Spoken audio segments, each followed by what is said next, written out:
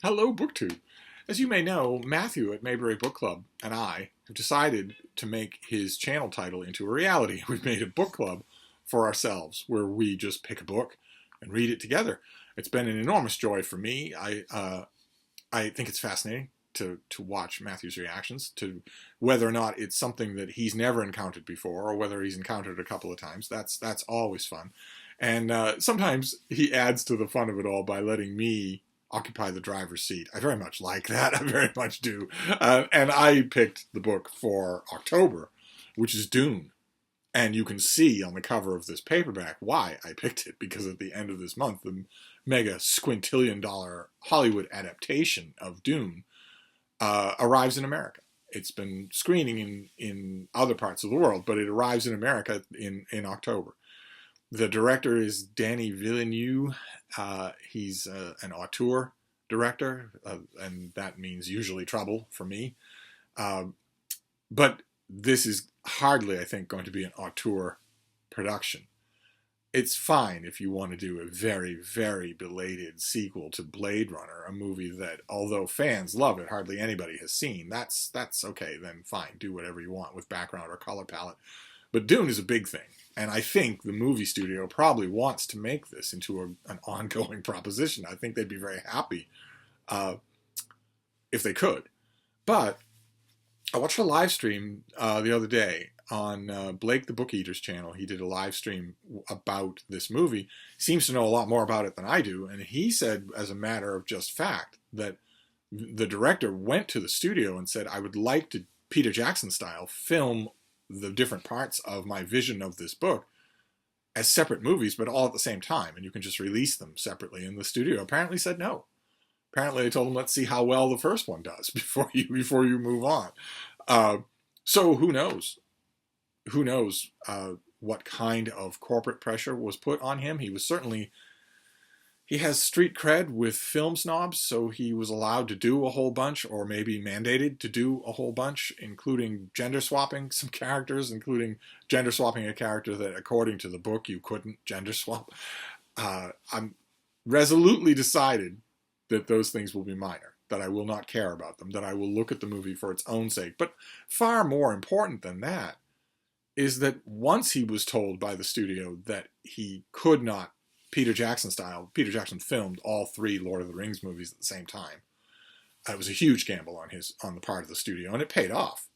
Rather than think that you will ever get the same cast back together in 4 years when they don't look 10 years older, rather than risk making an incomplete movie, the risk that you run if you do this is one that apparently this director is willing to run. Apparently, even though he heard from the studio that he could not film multiple movies in order to tell the whole story at a relatively leisurely pace, he decided to break it up anyway. It is, I want to stress here, entirely possible to do a very, very good movie version of the novel Dune, the whole of it, in a 2-hour and 20-minute movie. That is entirely possible to do, if you are more talented than this director. That is one of my main problems with auteur directors, is that they usually play up their fan base with stylistic gestures to hide the fact that they don't have a lot of actual meat and potatoes movie-making talent. And I heard a rumor on that live stream that I've heard from other people as well, which is absolute consummate proof of what I'm saying, which is that this director decided not to film the famous banquet scene. At the beginning, in the first book, in the first part of Dune, there are many set-piece scenes. And probably the most famous of them all is a long dinner scene where we get deep, roving, first-person, intimate perspectives from a dozen characters around a dinner table. The sentiment that I've heard is that the reason this director chose not to film that scene is because it's not filmable. Well, that means you're not a good director. I guarantee you, half a dozen directors from Hollywood's golden age in black and white could have filmed that scene and made it brilliant. I guarantee that. We've seen scenes like that, of that complexity. I can't imagine a movie version of the first book of this, the first segment of this book without that scene. I can't imagine it, but apparently I'm going to see it. And that's probably, I have an electronic screener of this movie that a friend of mine sent me, but she warned me, I think I mentioned this, she warned me that it doesn't have but a tenth of any kind of special effects type stuff. But I'd be willing to bet that a lot of the interpersonal stuff would be in the movie already. That's the stuff that could go out in a screener. That's the reason that I picked this book, because we have a big real world tie-in to any kind of read along. A huge movie of Dune, of part of Dune. And the movie that's coming out in October is going to be a dramatization of the part that we're reading today. Dune is broken up. Matthew and I are breaking this book up into 4 parts. The first part is called Dune, and it's 300 pages long. The second part is called Muad'Dib, and it's 200 pages long. And then you have The Prophet, and that's another roughly 200 pages long. And then you have Appendix. So the first part, Dune, is the longest part. And I have a feeling, I don't know for sure, but I have a feeling that that is the only part that is filmed in this movie. And it is a tragedy. It is the destruction of a family. Now, I gave you a Dune prep video earlier. I'll go over that just a bit here. We are in millennia in the future of humankind. Interstellar space travel is possible. A multi-planetary system, intergalactic empire exists that is ruled by an emperor, Shaddam IV. And there are many noble houses, many major houses, many minor houses that form a kind of political body underneath the emperor. The emperor holds control because, well, 2 main reasons. One is that he has a guiding interest in the commercial dictate that runs this empire. The commercial dictate known as COM, a gigantic conglomeration of companies that works in tandem with the Spacing Guild to make travel between planets possible. That's one reason why the Emperor has control, because he has a kind of a lion's share of all of that. And the other reason is because he has unbeatable, fanatical warriors called the st.donoghue, who can destroy the private militaries of any of the houses, major or minor, and they all know it. Before this book begins, the Emperor has decided to order a change of location. The lowly-born and disreputable House Harkonnen currently runs the planet Dune, Arrakis, Dune, desert planet, which is the only place in the entire galaxy where the spice melange can be found and mined from the open sands of Dune. And the spice melange, among many other things, it has hundreds of millions of addicts throughout the empire. But among many of its other qualities, one is that it enhances the prescience, the future-telling ability of the Spacing Guild's navigators, so that they can use faster-than-light travel, because they don't use advanced computers. Instead, they have to enhance a human to do that. Spice is the only thing that will do that, and that is the only thing that makes interstellar space travel possible. If you accelerate a vessel using the Holtzman drive, using the faster-than-light drive, and you don't have any idea where you're going, you could easily end up inside a star or inside a planet. And nobody wants to do that. So the Guild has developed navigators who are entirely dependent. They're entirely addicted to spice, and it gives them the prescience that makes space travel possible. House Harkonnen runs the planet Dune just before this book starts. They've run it for a long time. They are repressive, brutal dictators. They oppress the native peoples, both in the city, and also the native peoples named the Fremen, who seem to exist in the deserts, where no one can go. The deserts that are ruled by giant, marauding, carnivorous sandworms. There's no way to fix the desert, we're told, as the book is beginning, because although the Spacing Guild will often put weather control satellites in orbit over inhospitable planets, they don't appear to do that with Dune. And they make it clear to our heroes, when this book begins, that the price is too high, so don't ask. Because no matter how much you can afford, the price will always be too high for such satellites. It starts to make you wonder why. Anyway, before this book begins, the Emperor orders House Harkonnen to leave Dune, to vacate their fief, and give it to House Atreides. House Atreides is ruled by Duke Leto, who is very popular with the governing body of the empire. He's very popular with a great number of major houses. And he's also a distaff blood relation to the emperor. And all these things add up together to make the Emperor dislike him. The Emperor Shaddam IV is not a particularly nice character. He's not a particularly secure or humane character, and he conceives a jealousy and a dislike of Duke Leto that is the extent to which is not known to Duke Leto or his house, his royal house, the House Atreides. Instead, they are ordered to go to Dune and take over the Harkonnen fief, and the Harkonnens will just vacate. It's a known procedure. It happens in this galactic empire, and when it does, an imperial judge of the change is put in place to make sure the forms are obeyed, to make sure that for instance, the vacating party doesn't destroy the planet while they're going or anything like that. An imperial judge of the change is put in place over this transition. But it doesn't take you long in reading the first part of this book to realize, characters come right out and say it, that this is a trap. An enormous, elaborate trap.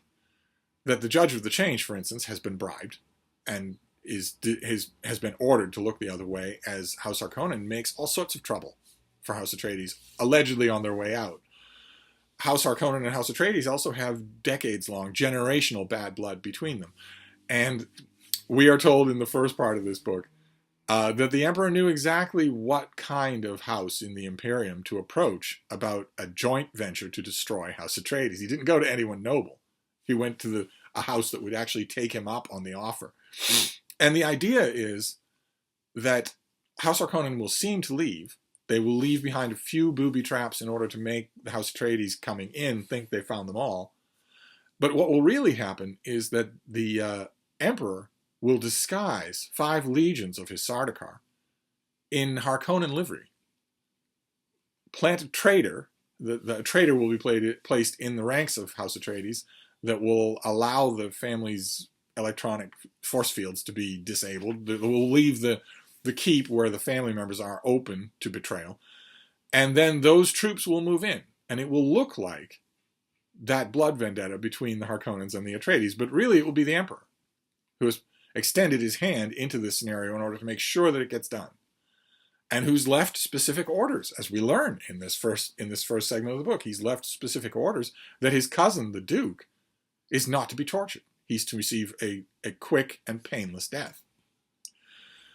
So, and later on in the book, we're going to be told that is the nightmare of every house in the Imperium, that the Emperor will do exactly this sort of thing, to use his fanatical soldiers to pick off one house after another and just subsume their wealth. Shaddam IV has been on the throne for 70 years. It seems like if he'd had that idea, he would have done it before now. But the timing is one of the many bugaboo that I have with this book. There are elements of timing here that I don't think work at all. But the point is that the Atreides are noble. They are the good guys. They're the opposite of the Harkonnens, and they go into Dune knowing it's a trap and just hoping that they can survive it. Duke Leto has some really, really great people in his employ. He has the Mentat assassin named Thufir Hawat. Assassins are the human version of computers in this world that does not have advanced computers. They don't have advanced navigation computers. They don't have advanced AI. It's a long story, but those things are totally forbidden. And so humans take their places. And Mentats are basically high-functioning computers in human form. And this one, Thufir Hawat, has served 3 generations of Atreides, and not only as a Mentat, he's also a skilled assassin and a skilled trainer of assassins. So there's him. Then there's Duke Leto's War Masters, Duncan Idaho, a warrior man who hates the Harkonnens, and Gurney Halleck, warrior man, an excellent manipulator of men's emotions, a musician, who hates the Harkonnens even more. He has a blood debt, a blood feud against the Harkonnens. It's the main reason that he throws in with the Atreides. They save his life. But the main reason that he loves them is because they have promised him a Harkonnen to kill. And there's also the Lady Jessica, who is Duke Leto's concubine, but not his wife. Duke Leto he loves her very much, and she loves him very much. The bond is real. But he has refused to make her his wife, his duchess, because as long as he doesn't, the other houses think maybe there's a chance of a marriage alliance with him. If he marries her, he cuts off that avenue of negotiation, that advantage they might have over some houses. And Lady Jessica is intelligent and skillful and beautiful, and she understands why the Duke is doing what he's doing. She's content to be the mother of his heir, Paul Atreides, 15-year-old boy, who is the heir to House Atreides. There are no other children. At the beginning of the book, there are no other children. But Lady Jessica has one other distinction to her credit, which is that she was raised and trained by the Bene Gesserit, who are a secular sect of super nuns. They are all women, and they are extremely adept at physical training, mental training. Great number of them have the ability, truth sense, the ability to sense immediately when someone is lying. They have the ability to what they call imprint a person's voice and face and muscles and mannerisms to the point where they can use something that they call the voice with a capital V to command them into stillness or into action. It depends on the complexity of the victim, but at the very least, as we see in the first part of this book, it can be used to completely paralyze someone for a whole moment, even if their blood is up against you, to just make you go slack like that. Lady Jessica does that to Thufir Hawat after he has come to suspect her of no good. He's in a conference with her. He's gone into a conference armed in case he has to kill her. He never for a minute lets his guard down, and when she uses the voice on him, he's completely helpless until he regains his composure and realizes suddenly, the Bene Gesserit really do have vast powers. They really do have, they live up to the reputation that they have throughout the Empire. And the Bene Gesserit have a goal in mind. They help ruling houses. There's a Bene Gesserit truthsayer who is right next to the Emperor at all times. She is a trusted confidant of his. But the whole of the Order has a goal in mind. And that goal is to create a man who has Bene Gesserit powers, Bene Gesserit abilities. The Bene Gesserit not only have the superb physical training and the superb mental training, but the Reverend Mothers partake of something called the essence of life, that once they survive the ritual, gives them immediate access to all the memories of all the women who have come before them, but none of the men.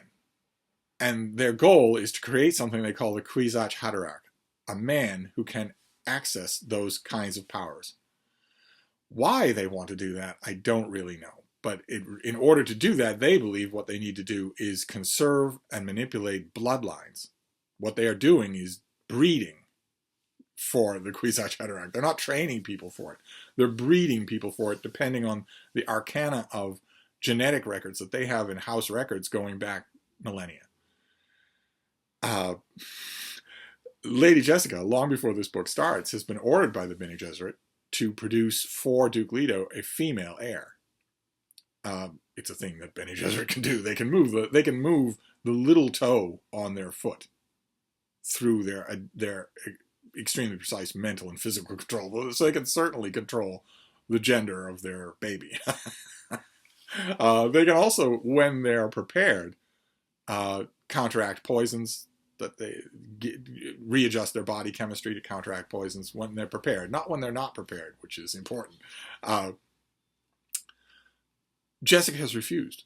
Out of love for her Duke, whom she knew wanted a male heir, she has produced a son instead, Paul Atreides, who therefore becomes a kind of almost Kwisatz Haderach. And at the beginning of the part that we're reading today, that truthsayer at the elbow of the Emperor, the Reverend Mother Mohiam, wants to know about Paul. She wants to know about him. She's curious about him, at this person that Lady Jessica defied the Order to produce. But Lady Jessica and Gurney Halleck and Duncan Idaho and Thufir Hawat and Duke Leto and his son, they all go to Dune. They all go to the planet, and they start to learn it. They want to learn about it because they're doggedly determined to survive. Even though they know it's a trap, they're determined to survive. Thufir Hawat floods all of the cities with favorable propaganda, praising the new Duke, emphasizing his differences between him and the brutal Harkonnen. And we get some great scenes, including another one of those great standout set-piece scenes in the first part of this book, where the Judge of the Change, a man named Liet Kynes, takes the Duke and Paul and Gurney and a few other men on an expedition by basically helicopter out to the desert in order so that they can watch spice being mined. A spice freighter is mining the spice melange off surface sands, and Liet Kynes tells Duke Leto that a worm will certainly come. They come when spice is mined, and they don't like it. They'll destroy the carrier. The carrier, the spice warehouse that's used to extract whatever they can from the sand is enormous, but the worms are much bigger. They can swallow an entire factory whole without any trouble at all, and do frequently. And in that standout scene, the spice factory that's down on the sand extracting spice, and they're doing it at a breakneck pace because they know a worm is going to come and they're going to have to get out quickly. And the way they get out quickly is for a gigantic, basically a helicopter, a gigantic craft called a carryall, to be in the area, get their signal, and lift the whole factory off the sand. Only at the last minute, after a worm has been sighted, when the Duke is right there to watch, it turns out there is no carryall. No one's seen it. It's gone. And that means the men in that factory are doomed if they stay. They have to just abandon it. In which case, they and the Duke and House Atreides lose the factory. They lose all the spice that is harvested. They lose it all. And they have to start over again. And the men on the factory are adamant that they want to stay. They've got almost a full load. And the Duke is furious and says, we can get more spice. We want to save lives here. We want to save people here. And he thinks that he can do it, even without the carryall. He thinks that he and his armed escort have enough room between them to fit all the men on that factory. And they do, and they get to see a worm completely eat the factory. And that is... it's a set piece in the first part of this book. I'm amazed to learn that this director is not going to film the banquet scene that happens also in the first part of this book. But there is no way that you can do a film version of Dune without showing that spice mining set piece. There's just no way. That is the dramatic first appearance of sandworms. That's our characters see them for the first time in that scene. And it's also, as Liet Kynes, the judge of the change, notices, it's also a perfect way to estimate the character of the Atreides. As he says himself, I'm coming to like these people, even though I've been ordered to betray them. They are clearly better than the Harkonnens. They are noble. He cared about the men, not the spice and not the equipment. That is certainly not the decision the Harkonnens would have made. But in this first book, as much as we might be rooting for this family to succeed, by the time you're 100 pages into this book, you like them all. They're not portrayed in saccharine ways. They all have feet of clay. We see them all in good moments and bad moments, but you like them all. You feel the same way Liet Kynes does. You estimate them highly, and you start to hope, but there is no hope, and we're told that right from the beginning. We're told that over and over again in the beginning. We're told not only that there's no hope, but we're told who the traitor is. The traitor is another person who went with House Atreides to Dune, Dr. Yueh, who has imperial sook conditioning as an imperial doctor, an intense kind of psychological conditioning that is supposed to make it impossible for him to hurt his patients.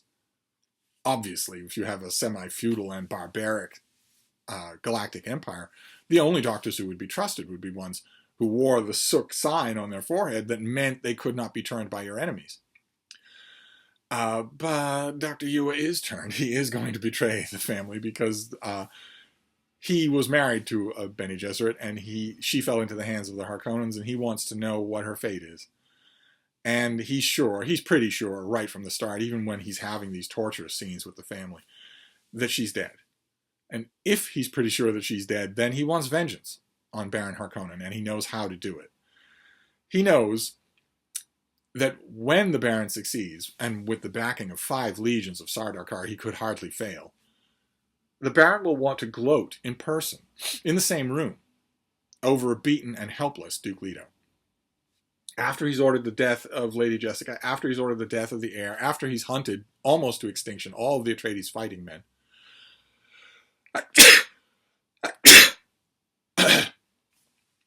he's going to want to gloat over Duke Leto before he gives him the painless death that the Emperor insisted on. And Dr. Yueh knows that. And so when he incapacitates Duke Leto at the first part of this book, he extracts one of Leto's teeth and implants a fake tooth that is designed to withstand scanning and look natural, but that has capsuled inside it a great mass of poison gas. And what, as Dr. Hewer tells a semi-conscious Leto, what you need to do when you get near the Baron, when he's looming over you, when he's gloating over you, bite down on the tooth. Now, of course, the gas is going to kill Leto, but Leto's not going to live anyway. Dr. Ewer's hope is that it will kill Baron Harkonnen as well. It doesn't quite. It doesn't quite kill him. It kills his own Mentat, but it doesn't kill him. And it does kill Duke Leto. But the Baron's plans to kill Paul and Jessica have also gone wrong because Dr. Hewer has been busy. He hasn't just put a tooth in Leto's mouth. He's also made elaborate plans to save Jessica and Paul, or at least to make it possible for them to be saved. He loosens the straps on the seats of the helicopter where they will be taken out into the desert to be fed to the sandworms.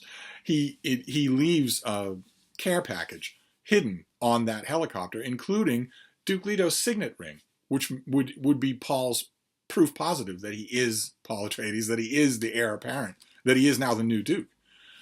Lots of important stuff like that in a survival kit, a Frem kit. He leaves them that. He jury rigs the helicopter so that they have every chance that he can possibly give them. And that is, he tells the semi-conscious Duke Leto when he's swapping out the tooth, he tells Leto, that's why you will do this for me. Because in exchange, I will save your woman and your son. Or try to, anyway. And it works. It works.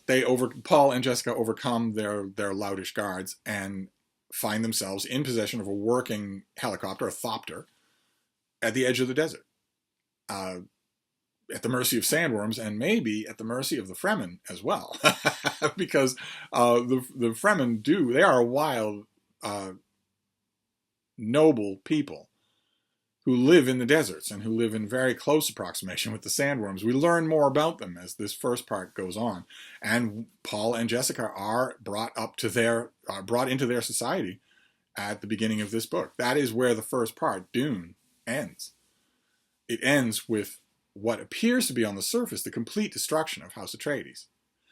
Paul and Jessica are gone, but it looks like either sandworms or a horrible sandstorm got them and killed them. The Baron would much rather have dead bodies, but they seem completely gone. It seems like they're gone. And Duke Leto is dead. And the Harkonnens are now back on Dune and able to they're doubly secure in their repressive rule there because basically the Emperor owes them one. They helped him to remove a popular duke. And that's where the first part of this book ends. And it's terrific. Absolutely terrific. I've been rereading it for this read-along and loving it just as if I hadn't read it 200 times before.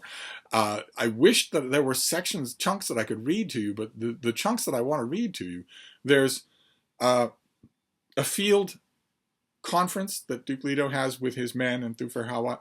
There's a scene the scene I mentioned between Lady Jessica and Thufir Hawat when they realize that forces are pitting them against each other specifically in order to distract them from the betrayal that's coming. There's that great set piece where the Duke is more concerned with his men than with the sand factory. And there's also the great set piece of The Great Dinner, which is a scene that Frank Herbert himself read out loud for an audio version. I don't know if it's available on YouTube. I used to have an audio cassette of him reading that scene. He knew perfectly well what a bravura scene it was. But they're all too long for me to read. I'm hoping that in the next section I can find something shorter to read to you. But this video's gone on long enough as it is. And the next section for next weekend is Muad'Dib. And Muad'Dib is a Fremen word. The mouse at the base of the pillar. It is a term, sort of a tribal name, that comes to Paul Atreides once he starts to become a Fremen. And you might think, okay, so we're going to get very intimate here. The thing is going to go from grand space opera to an intimate Bildungsroman where one young man learns to survive in a hostile world. Not exactly. Not exactly. Because the Bene Gesserit have already been on Arrakis a century before, more than that, and seeded it deep. The Missionaria Protectiva seeded it deep with amorphous religious ideas designed to help any Bene Gesserit who might find herself there and stranded.